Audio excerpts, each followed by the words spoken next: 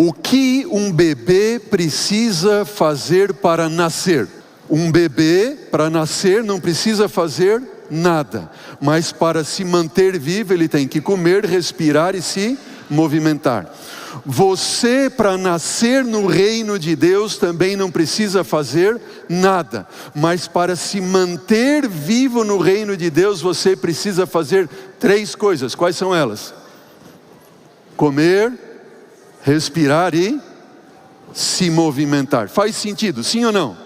Agora veja, o que será para nós que nascemos no reino de Deus em Cristo Jesus, comer? Você acha que é comer?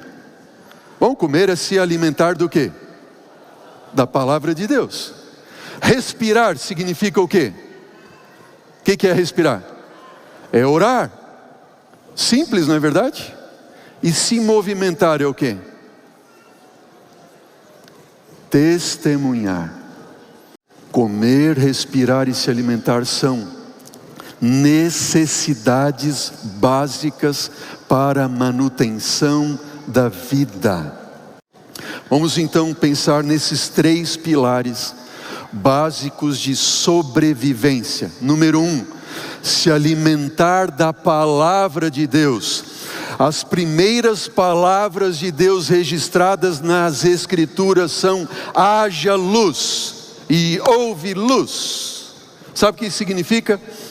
Significa que aqueles que têm encontro com a luz, que é a lâmpada, a palavra de Deus, ela ilumina os nossos caminhos e como luz expulsa as trevas da alma. Diga amém se você crê nisso. A palavra é luz, a palavra é vida. Quando ela entra dentro de você, ela expulsa as trevas da alma, ela produz vida, ela dá vida. Esta palavra que é luz, que é vida, também ela é o pão que alimenta. Será que eu estou falando para alguém aqui que está como um raquítico espiritual, que não está mais se alimentando, não está mais fazendo aquilo que são necessidades básicas de sobrevivência, como ler a palavra, estudar a palavra, se alimentar da palavra? Estão morrendo espiritualmente, morrendo emocionalmente e vão morrer eternamente, porque não buscam na palavra da vida, palavra que alimenta. Ouvir Jesus falar ao nosso coração nos deixa feliz, nos traz vida. Agora, o que acontece quando eu não tenho prazer, quando eu não vou ter comunhão com Jesus através da sua palavra? Alguma coisa está errada. Alguma coisa está errada. Eu li em um livro, um livro chamado Ouse Pedir Mais. Um livro sobre oração, da Casa Publicadora Brasileira. E eu recomendo você a leitura desse livro, uma bênção, a mensagem desse livro que nos leva à comunhão com Deus através da oração. E a autora do livro coloca em um dos capítulos, capítulo 9, ela coloca acerca de uma reunião que o diabo certa vez teve com os seus anjos caídos. Essa ilustração é de um autor desconhecido, mas ela faz muito sentido. Diz que um dia Satanás convocou uma reunião mundial com os anjos caídos, demônios caídos, para discutir com os anjos maus como impedir os cristãos de terem uma caminhada profunda e poderosa com Jesus. A enorme multidão se calou quando ele se aproximou para falar. E disse então o diabo: não conseguimos impedir os cristãos de ir à igreja. Não podemos impedi-los de lerem suas Bíblias. Nós não temos como impedi-los de conhecer a verdade. Não podemos impedi-los de ter valores conservadores. Mas tem algo que nós podemos fazer. E aí Satanás fez uma pausa. E todos passaram a ouvir com atenção. Disse Satanás: Sabe o que nós podemos fazer? Nós podemos impedi-los de formar uma experiência íntima e duradoura com Jesus. Se eles conquistarem essa conexão íntima com Jesus, o nosso poder sobre eles será derrotado. Veja, o diabo sabe que se você e eu tivermos uma união, uma conexão íntima com Jesus, se nós amarmos Jesus, se nós passarmos tempo com Jesus, se nós passarmos tempo estudando a palavra de Cristo Jesus, o poder dele estará derrotado. Se você quer derrotar o inimigo na sua vida, o inimigo que já está derrotado, basta você cumprir com as necessidades básicas de sobrevivência de vida: leitura e estudo da palavra, oração, testemunho.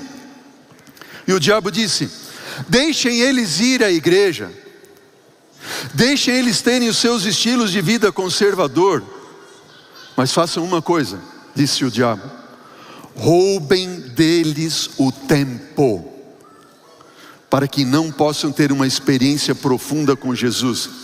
É isso que eu quero que vocês façam. Distraiam os cristãos de se aproximar do seu Salvador e manter uma conexão vital com Ele durante o dia. Como faremos isso? Perguntaram os anjos do inferno. Simples, respondeu Satanás. Simples. É só mantê-los ocupados com as coisas que não são essenciais da vida, e inventem inúmeros esquemas para ocupar o tempo e a atenção deles. Faz sentido isso, não? Não deixem eles investirem tempo com aquilo que é essencial para a sobrevivência espiritual deles, disse o diabo. Façam com que eles gastem mais e mais, e depois peçam cada vez mais dinheiro emprestado. Mantenham eles longe dos seus filhos. Convençam as suas esposas a trabalhar, e os maridos a trabalhar 6 e 7 dias por semana, 10 e 12 horas por dia, para que possam bancar os seus caros estilos de vida. Digam a eles que eles estão fazendo isso pelos filhos. Aí sim vai dar tudo certo, disse o diabo. À medida que suas famílias se desintegram, logo seus lares não oferecerão uma fuga das pressões do trabalho, e eles apenas trabalharão mais e mais. Então Satanás parou um pouco e disse o seguinte: ei, mas agora preste atenção naquilo que é o mais importante, disse o demônio aos seus anjos caídos. Estimulem em excesso a mente deles, para que não possam ouvir a voz mansa e suave de Jesus. Tentem fazê-los tocar o rádio ou música sempre que estiverem dirigindo ou relaxando. Tentem fazer eles ficarem mantidos diante de uma tela, Alexa, YouTube, AirPods, rádios e qualquer outro tipo de ruído ou distração constante em seus lares.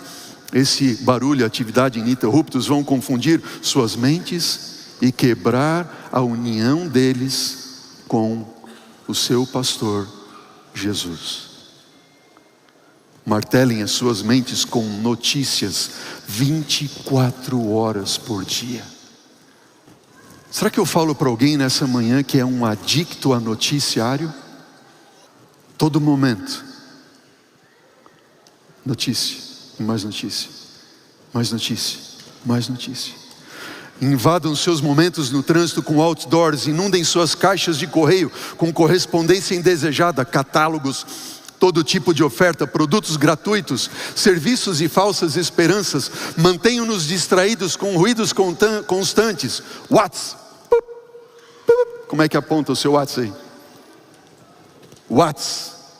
Vídeos, Reels, posts nas redes sociais, mensagens de texto, chamadas telefônicas, desde o momento em que eles acordam até quando caírem exaustos na cama à noite. Eles não podem ter uma conexão íntima com Jesus. Mesmo em seus momentos de lazer, que sejam excessivos, não permitam que saiam para desfrutar das alegrias simples da natureza. Em vez disto, Enviam-nos aos parques de diversões, eventos esportivos, shows, filmes. Quando se encontrarem para a comunhão espiritual, quando eles se encontrarem na igreja para a comunhão espiritual, disse Satanás, envolvam eles em fofocas, em conversas sem importância, de modo que saiam com a consciência culpada e com emoções instáveis. Não permitam que se incentivem mutuamente ou se fortaleçam. Mantenham eles, aqueles que têm o talento de encorajar. Sim, tem aqueles que têm o talento de encorajar os outros. Mantenham estes especialmente ocupados e exaustos. Eu não tenho tempo, não tenho tempo, não tenho tempo. E acima de tudo, quando eles se reunirem, que não orem uns pelos outros.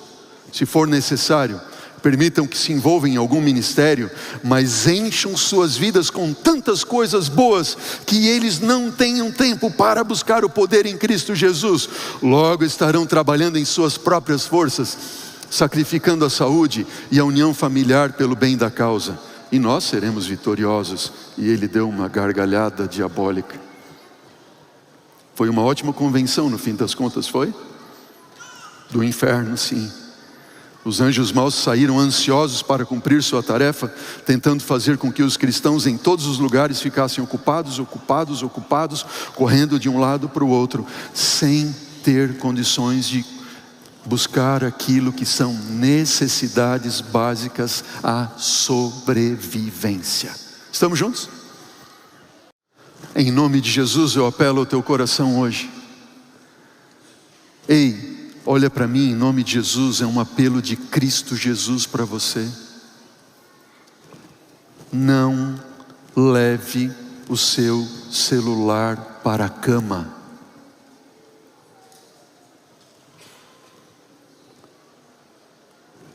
Você vai com o celular para a cama à noite. Você entra em casa, você não faz outra coisa senão fica no celular. Leve a sua Bíblia para a sua cama. Leve um livro do Espírito de profecia. E se você acordar de madrugada, pegue a Bíblia. Pegue o livro do Espírito de profecia. Ore. Interceda. Quando você acordar, em nome de Jesus, quando você acordar, não pegue o seu celular, se apegue a Jesus. Amém? Queridos, com a palavra de Deus na mão, você vai ter luz e não trevas. Você vai ter um coração aquecido. Você vai ter comunhão com Jesus. Você encontrará sentido para uma vida que não tem mais sentido. Amém? Querida igreja, segundo ponto. Qual era o primeiro ponto ali? Para nós, necessidades básicas da vida. Primeiro deles, comer, né, pastor Giovanni? Segundo, qual é? Respirar. Respirar o quê? Orar. A Bíblia diz orar sem cessar. Veja o que diz John Wesley. O que disse John Wesley certa vez? John Wesley, ele disse assim: eu tenho tanta coisa para fazer, eu tenho tanto a fazer, que eu passo várias horas em oração antes de ser capaz de realizar as minhas tarefas. Tem alguém aqui que tem tanta coisa para fazer assim como eu, todo dia, toda semana? Quem? Levante a mão ali. Será que a gente pode aprender com John Wesley? E que dirá de Martinho Lutero? Concordando com John Wesley, Lutero disse assim, olha o que disse Lutero: se eu deixar de passar 2 horas em oração todas as manhãs, o diabo obtém vitória sobre mim ao longo do dia. 2 horas em oração, leitura da Bíblia e oração. E há uma outra cita de Lutero, que ele diz que quando ele tinha um problema maior ainda para resolver, um dia mais cheio, mais atarefado, ele não passava 2 horas, ele passava 4 horas em oração. Spurgeon entendeu o que era isso. Charles Spurgeon, conhecido por seu ministério, frutífero devido a uma vida de oração, Spurgeon disse o seguinte, preste atenção nessa frase de Spurgeon: às vezes pensamos que estamos muito ocupados para orar. Alguém já pensou assim? Como eu? Alguém pensa que está muito ocupado para orar? Isso é um grande erro, pois orar é o quê? Uma economia de tempo. Podemos estar ocupados, sim, muito ocupados, demasiadamente ocupados, mas isso não é desculpa para não dedicarmos tempo em oração, e tempo de qualidade com Deus em oração e leitura da Bíblia. Sabe por quê? Porque nós nunca seremos tão ocupados como foi Jesus, e Ele fez isso, e Ele era Deus, e sendo o próprio Deus, homem, Ele dedicou horas e horas, noites inteiras em oração. E nós, quanto mais? Jesus nem tinha muito tempo, às vezes sequer para comer, mas Ele não trocava uma hora de refeição por uma hora de oração. Olha o que diz a mensagem inspirada de Deus, Espírito de profecia. É a oração, diz, é a oração um meio de êxito ordenado pelo céu. Você quer ter êxito na vida? Oração. Apelos, petições, súplicas entre pessoa e pessoa comovem os homens e desempenham uma parte em controlar os negócios das nações. A oração, porém, comove o céu. Que bênção! Agora o diabo, na agenda do diabo, na agenda do inferno, está escrito lá assim: não deixe o Paulo, o Pablo, a Rosana, a Rita, não deixa dedicar tempo especial em leitura da Bíblia. Não, enche eles, faz o WhatsApp tocar ali, faz o telefone tocar, faz ali o bip apresentar, leva ele para uma mensagem do Instagram. Não deixa ter tempo para orar e comungar com Deus através do estudo da palavra, porque se eles assim fizerem, nós estaremos derrotados. Em nome de Jesus. Conselhos, número 1, separe períodos específicos para oração. Diz Marcos 1:31, Jesus, tendo se levantado alta madrugada, saiu e foi para um lugar deserto e ali orava. Jesus tinha um horário específico para orar, Jesus tinha um lugar específico para orar, e Jesus passava a sós com Deus. Tenha você também um lugar, um horário para passar a sós com Deus. Temos que orar por pessoas específicas. Jesus diz em Lucas 22:32, Pedro, eu roguei por ti para que a tua fé não desfaleça. Jesus orou especificamente por Pedro. Nós precisamos ter uma lista de nomes de oração pela qual nós devemos orar. Ore, coloque uma lista de nomes. E quando você acordar de madrugada e tiver insônia, leia a Bíblia, leia um livro do Espírito de profecia, comece a se lembrar dessa lista de oração, e logo em paz você terá o sono, porque só o Senhor poderá, e só Ele pode te fazer repousar seguro. Diga amém se você crê nisso. Amém? Queridos, as orações intercessoras deveriam ser feitas em alta voz. Várias vezes Jesus foi pego orando em alta voz. Alguns pensam assim: mas se eu orar em alta voz, pastor, o diabo, o inimigo vai ouvir. Deixa eu dizer uma coisa para você. Ao som da oração fervorosa, diz o Espírito da profecia. Note o que diz esse texto: ao som da oração fervorosa. Vamos ler essa frase juntos, vamos ler juntos. Ao som da oração fervorosa, todo o exército de Satanás treme. Amém? Ao som da oração fervorosa, da fervorosa oração, todo o exército de Satanás treme. Veja o que ele continua dizendo, o diabo, veja o que diz o texto. Diz assim: ele continua a chamar as legiões de anjos maus para conseguir o seu fim, de desviar a atenção dos filhos de Deus, de Cristo Jesus. E quando os anjos todo-poderosos, revestidos da armadura celeste, chegam em auxílio da fraca e perseguida pessoa, o inimigo e seus anjos recuam, sabendo muito bem que a sua batalha está perdida. Ellen White diz no livro Nossa Vocação, Alta Vocação, diz assim: aprenda, notem, nós temos que aprender isso, aprenda a orar em voz alta onde apenas Deus possa ouvir. Amém? Orar em voz alta onde só Deus pode ouvir. Conclusão: Se amarmos Jesus verdadeiramente, vamos conversar com Ele o tempo todo. Vamos interceder por aqueles que estão sofrendo. Vamos nos unir com os irmãos para suplicar pelo derramamento do Espírito Santo. Amém? Nós não podemos ser espectadores dentro do grande conflito do bem e do mal.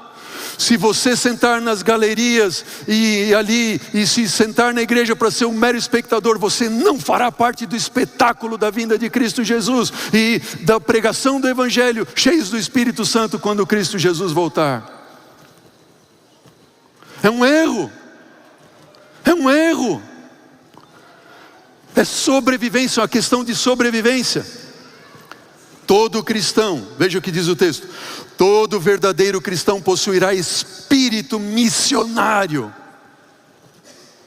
Reflita. Pois ser cristão é ser semelhante a Cristo. Ninguém vive para si mesmo, e se alguém não tem o Espírito de Cristo, esse tal não é dele. Todo aquele que tem experimentado as virtudes do mundo por vir, seja ele jovem, seja ele velho, seja ele instruído, seja ele iletrado, será movido pelo Espírito que atuou em Cristo Jesus. O primeiro impulso do coração regenerado é fazer o quê? Qual é o primeiro impulso do coração regenerado? É fazer o quê? É levar outros para Jesus. Só que é lamentável, sabe o que, irmãos?